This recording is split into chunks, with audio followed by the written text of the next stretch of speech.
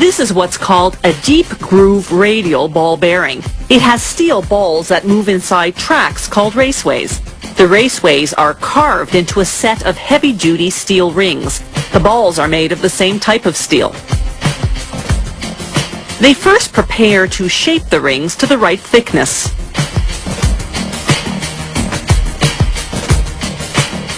They insert the inner ring into the outer ring. The set then passes through a grinder that alters the width to the correct thickness. A gauge checks the width of each ring as it exits. Now they separate the inner and outer rings in order to grind their outer circumference on separate machines. The outer ring enters the grinder, which shapes its outer surface to a precise roundness and diameter. A water-based liquid keeps the ring from overheating, which would cause warping.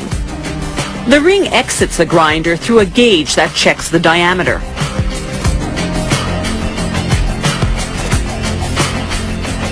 Next, the outer ring's raceway goes for grinding. Abrasive stone wheels with an oil coolant shape the surface to precisely the correct roundness and size. The inner ring and raceway go through a similar machine. Now the rings go for polishing. An abrasive stone lubricated with oil polishes the steel surface until you can see a reflection. Here's the before and after. Next stop, washing. They coat the rings with thick oil and a fine stone grit. They clean the raceways with kerosene. Elsewhere in the plant, they classify the steel balls according to size. These balls started out as steel wire. A machine cut them into pieces and a die punched them into rough balls. Those rough balls go into a grinder which removes the bumps. Then other machines round them out and give them a mirror finish. This entire process takes a few days. The balls go through a furnace to harden. Then they get a bath in cleaning solvent. After several quality checks, the finished balls go into hoppers. The hoppers load onto the automatic assembly machine.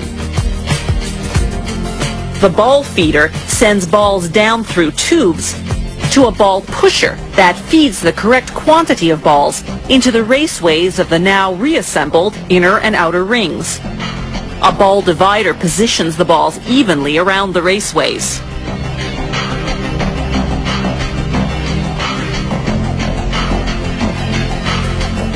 Next comes the ball cage, a metal cage that retains the balls in position around the raceways. The first machine installs half of the cage, the half with rivet holes. The next machine carefully positions the other half of the cage, the half with rivets.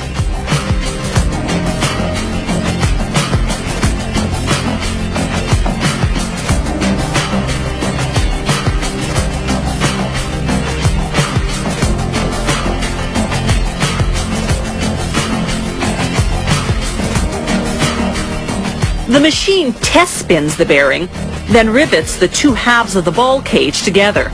The bearing is now fully assembled.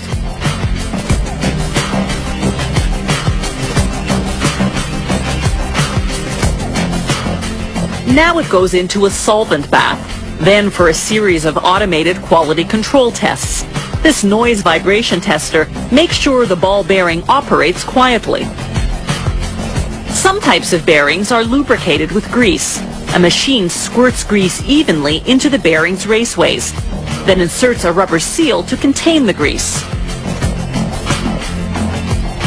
A final quality control test. An automated scale tosses out any bum bearings that aren't the required weight.